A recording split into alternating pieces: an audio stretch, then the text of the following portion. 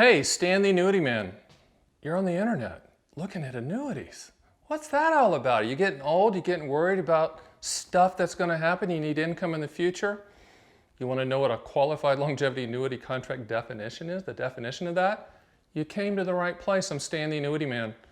Written a book on the topic. I know it backwards and forwards, and that's what we're going to talk about today. And by the way, I didn't just flip this book up just to tease you. I'm going to give that away. At the end of this video, I'm going to give you instructions on how to get your copy for free and under no cost or obligation. So glad you're surfing the internet about annuities. Interesting, because I think what you're looking to see is how does a QLAC, a Qualified Longevity Annuity Contract, fit in my portfolio, and would that lifetime income stream work? We're going to cover that.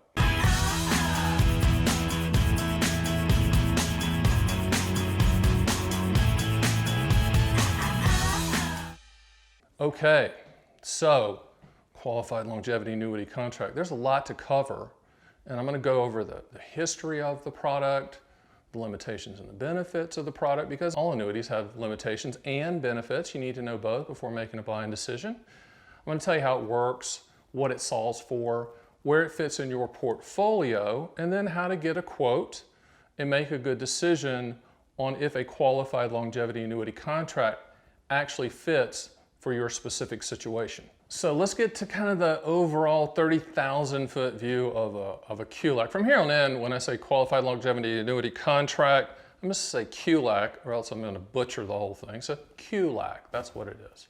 QLACs are, in essence, a future pension stream that you can choose the date of when that starts, and you typically use it in your traditional, not a Roth, traditional IRA. Now there's some 401ks, select 401ks out there that have it, but for all of you out there that are watching this, I'm going to say 99% of you, we're talking about your traditional IRA.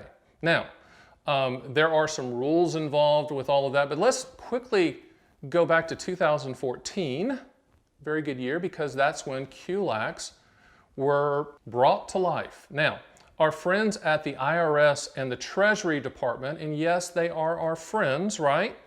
They developed this QLAC as kind of a shot across the bow to retirees to say, hey, we'd really like for you to start planning for retirement. Okay, please plan for retirement. Social Security payments should not be the primary source of your income stream, right? So QLACs were put on the planet so that you could take assets from your traditional IRA and plan for future income, and you could actually add your spouse or partner as a joint lifetime income stream participant as well in the business. Those people are called annuitants, the people that are going to get the payments, and that's who the payments are based on, their life expectancy at the time you take the payment. Now, what are the rules for QLACs, the funding rules? Remember again, traditional IRA. So what the IRS and our Treasury Department friends have said at the time of this filming, the lesser of 25% of your total IRA assets. So if you have 5 IRAs scattered across the board, the total of that, or $130,000, whichever is less. So let me do that again. 25% of your total IRA assets, or $130,000, whichever is less. Give you an example. $1 million IRA, under those rules, $130,000 is all that you can put in a QLAC. $500,000 IRA, all you can put in is $125,000. Why? 25% of 500. So those are the rules. Okay, so we've gone over kind of the rules, the basics on how you fund it and what the IRS and the Treasury are allowing up to. Again, 25%, the lesser of 25% of your total IRA assets, or $130,000. Now, when can you turn on the income stream? The latest you can turn it on is age 85. I get a call the other day, a guy says, I don't want to buy a QLAC because I don't want to defer it until I'm age 85. And I said, hey Chester, you don't have to do that. You can defer it as short as age 70, 71, or as far out as age 85. So any of those ages in between. So you can customize it. You could also ladder the purchase as well. So let's just say $130,000 is what you can put in. You could do $65,000 and have it start at age 75. And you could do the other $65,000 and have it start at age 80. And again, The payments are based on your life expectancy at the time you take the payments. Interest rates play a secondary role. Let's talk about a little bit the benefits and limitations of QLACs, because with all products they have limitations and benefits. I think the benefits for QLACs are just a couple main ones. Number one, you can take your traditional IRA and you can add your spouse or partner for lifetime income for them as well.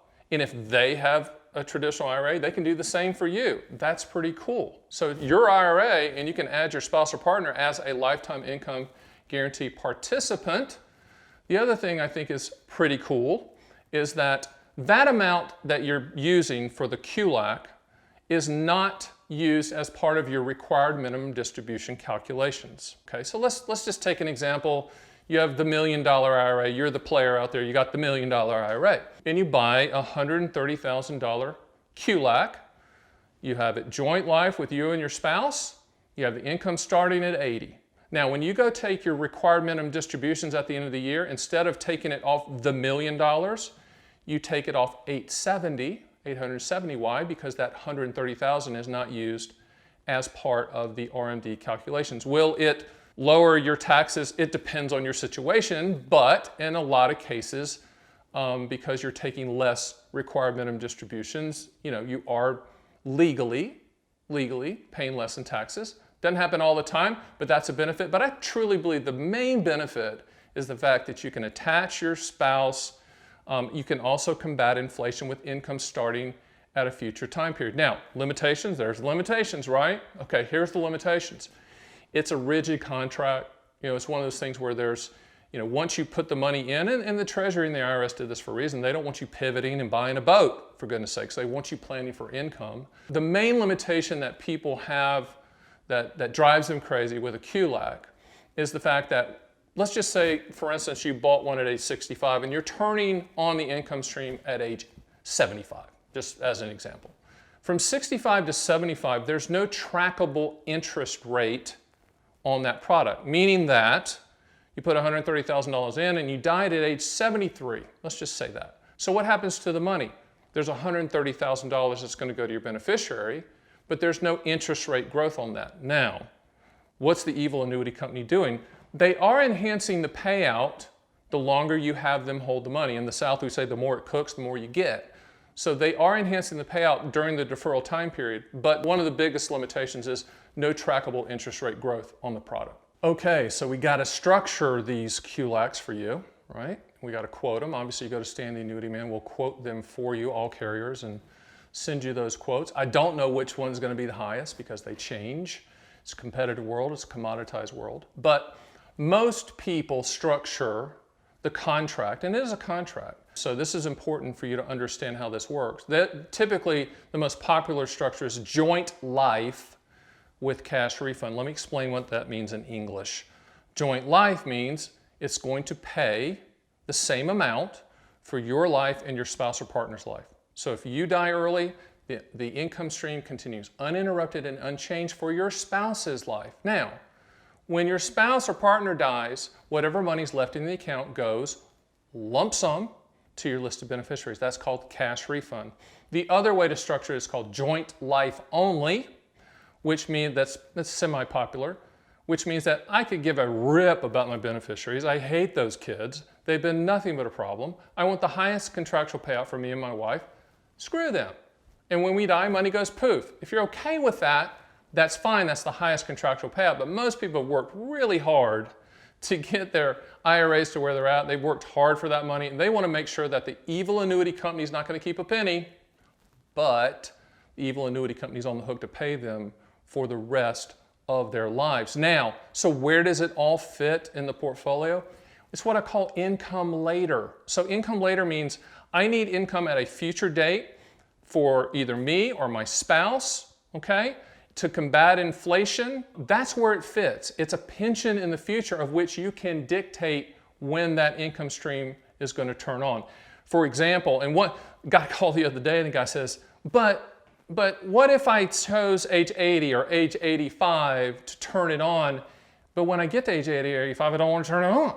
What do I do? Well, they were structuring it joint life with cash refund. So I said, well, because you structured it joint life with cash refund, The majority of carriers will allow you to change that start date one time after the policy's been issued. So in their case, he had said, we're going to defer to age 80. But I said, hey, when you get there, or let's just say things change, you want to start it sooner, you can, or you can start it later up to age 85. Remember, that's the rules. But also remember, the younger you are, the lower the payments. The older you are, the higher the payments. Why? It's life expectancy based.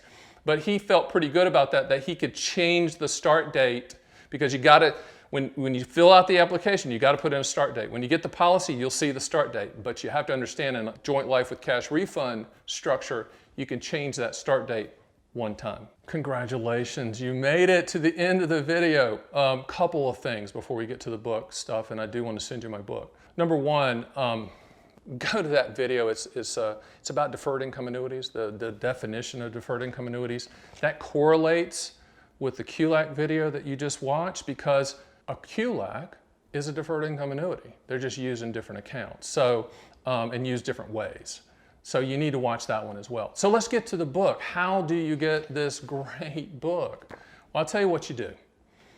Underneath me, you see Stan the Annuity Man. First of all, there's a big subscribe button. I mean, we made it huge. You can't miss it. Hit it, because I'm going to have every day of the week, weekdays, you're going to see a new video come out from Stan the Annuity Man, and they're going to be informational, just like this, not some veiled sales pitch. It's really not. Do we want you as a client? Absolutely, but we want you to understand what you're buying and make a good buying decision. So here's the book, QLAC Owner's Manual, and it's going to come in this really neat Willy Wonka gold package. You know, I got a golden ticket. I'll sing together now. Okay. Enough about that. Here's what you do. Understand the Annuity Man. You see that description? There's the word show more. Click show more. Magically drop down and you'll see where you can click a link to fill in your shipping information so that I can ship the book to you. And 7 days from now, this is what arrives. So thanks for joining me on QLACs. See you next time.